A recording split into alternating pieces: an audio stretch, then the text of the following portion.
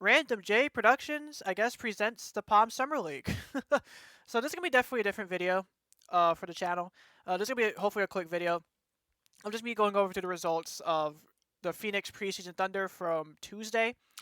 What happened was is that the VOD apparently got corrupt or just didn't save whatsoever because when I stopped ending on OBS and on YouTube, it said, okay, I streamed for 47 minutes, which was, that seemed normal. For reference, the Talladega Preseason Thunder was around 46 minutes long. I thought, okay, nothing out of the ordinary. And then when I go to the VOD, after the fact, it was stuck around 2 minutes or so. I was like, okay, maybe I'll give it time to process. But then 24 hours later, 48 hours later, several days later, it's still stuck at 2 minutes 15 seconds. The only thing it shows like the first 2 minutes of me in of the stream, or it says starting soon. I was trying to wait for more people to join the stream, so I don't know what happened there. And I was debating immediately on like restreaming the Preseason Thunder, but I was already very much still trying to. I was still very much trying to get final preparations for Armory Digital as well as all the promos. That was more important than some random testing session. But I'd figured I'd at least make this video for the YouTube audience that isn't in the Discord. Which, by the way, if you're not in the Discord, I recommend you joining. I figured I'd make a video for the YouTube audience here who only follows me through YouTube, just for the overall finish of overall speeds during that, I guess, lost Preseason Thunder. So here we go. The 59 kill bros was the fastest driver during Preseason Thunder. He was the fastest driver for most of the session.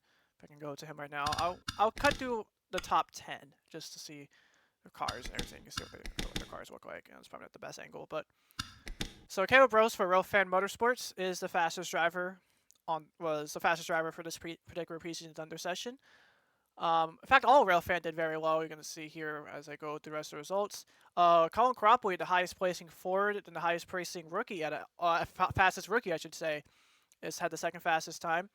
Rose had a 26.433 time, while Cropley had a 26.445 time.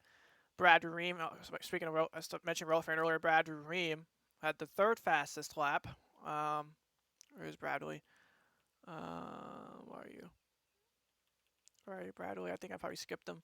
But regardless, Brad Reim, who is, of course, the commander-in-chief over at Railfan Motorsports, was the third fastest. There he is, third fastest driver of the session. Kyle Sushchai, fourth fastest. Random J, fifth, the highest Pontiac. Lipsy, another Railfan driver, sixth fastest. Jordan Forbes, the reigning series champion, seventh fastest. Haley Anderson Jr., eighth fastest. Jack Haas, ninth. And Brendan Beal rounds off the Railfan quadfecta, all in the top 10. So good speeds there for Railfan Motorsports. Alexander Vitali, 11th fastest. Bibi Ruiz, 12th fastest. Madison Chase, 13th fastest. And then Benny Watson, 14th. Crown, 15th. Matthew Hill, 16th. Daniel Voyle, 17th. Alex Mullen, 18th for RC Motorsports. Keishan Richardson for the Baker Dynamics, I should say, 19th fastest, and Philip Torres rounds off the rest of the top 20. And of course, Torres was the fastest driver during our first session at Kentucky. Owen Miles, 21st. Jason Albert, 22nd. Patrick Miller, 23rd. Nick Sant, 24th. Jordan Stout, 25th. Joe T, 26th. Spurly, 27th. Matthews, 28th. Staple, 29th. And Matthew Burnett in 30th. A lot of big names there below the top 20. And as for the final drivers, Matthew Hubert, 31st fastest. You see him in this frame as well. Al Bunch, 32nd fastest. Ryan Wilson, the former Golf Summer Series champion, 33rd fastest. Johnny Hernandez, 34th. Brian Rodriguez, 35th. Alexander Rowe, who's also in this frame, 36th fastest. Anthony Hernandez, 37th fastest. Gutierrez, the reigning summer kickoff winner and the fastest driver during Talladega Preseason Thunder, 38th fastest. 39th, Campbell Marsh in the 10. And the slowest driver is the 84 of Jaxon Bergem. So yeah, kind of surprising. I was kind of surprised about how many big names weren't due to, especially Hernandez Racing. I mentioned the stream that's now lost. How Hernandez Racing throughout the entirety of Preseason Thunder is struggling to find speed. So it's kind of a worrying sign in my eyes for a team that are expected to contend for a championship, considering both Johnny and Hoodlum were contenders for the championship during the last two PSL seasons. Or I guess Anthony Hernandez, but you get what I mean.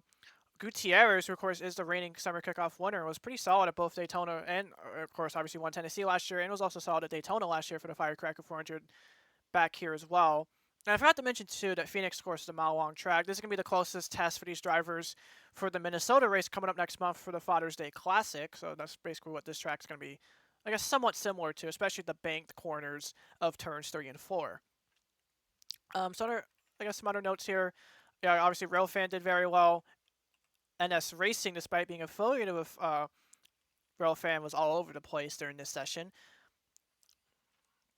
And like I said, just a lot of big names all didn't put up the best of times. And there wasn't really any, like, there was some aggressive moments during the test. I might upload the actual Papyrus replay file. I probably should upload all the replay files of all my series races and, like, test sessions after this PSL season is all said and done with. But yeah, like I said, I wanted to focus more on the Armory Digital race as opposed to some random test session again. But again, I do apologize for the technical delays. I've never had that happen before when I've streamed on YouTube. I've always had the VODs stream perfectly fine. But this, for whatever reason, got lost for whatever reason. But it's weird. I've never had that. Like I said, I've never had that happen before. But like I said earlier, and I said like I said a lot. But this video is kind of just meant for the YouTube audience who aren't on the Discord.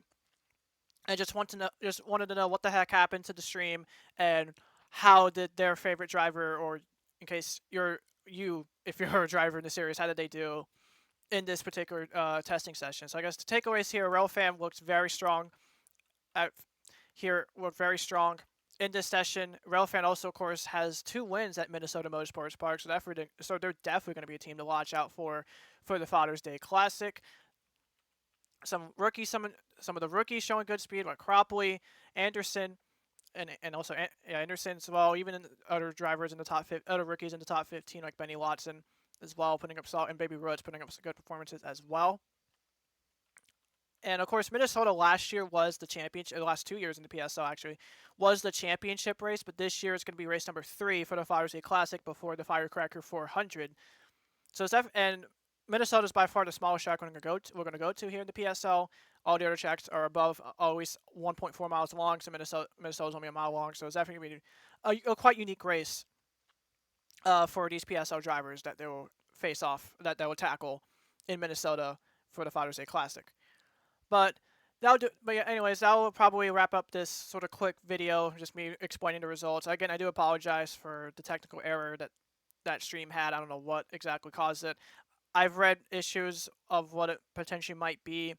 I haven't figured out exactly why. It could be an issue with my OBS because I think it's a little bit out of date. So next time I do one of these, like, test or practice streams, live stream, or especially if I live stream a game, which I've been thinking about live streaming a few, like, visual novels come up here in the summer. I've been thinking of doing that. But if I want to do that or stream, like, do stuff for Firecracker League, for instance, for like a live practice session or something, I definitely do gotta update my OBS and make sure that does not happen again. But anyways, thank you all for watching this quick video. Hope you all found this, I guess, helpful and stuff like that. And I'll see you all for the opening race on Monday.